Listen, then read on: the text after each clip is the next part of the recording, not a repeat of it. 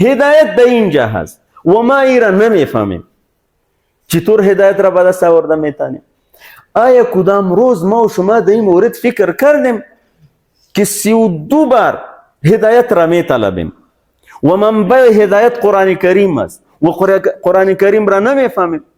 آیا امام صاحب انشاءالله به ما و شما جماعت میته و ما و شما ای دعا میکنیم اهدنا الصراط المستقیم و امام صاحب تلاوت میکنه مثلا يا أيها الذين آمنوا لا تقدموا بين يدي الله ورسوله واتقوا الله إن الله سميع عليم و تلاوت کردم.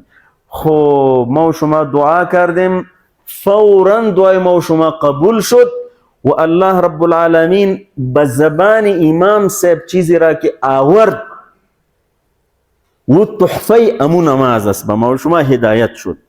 خو هدایت را خو ما و شما از 50 سال میشنویم، جماعت مذهب جماعت میخوانیم.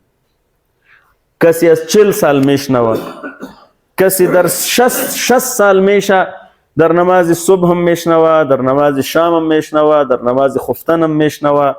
خو که او را نفهمه به او چی فایده مرتب میشه؟ به او فایده مرتب میشه.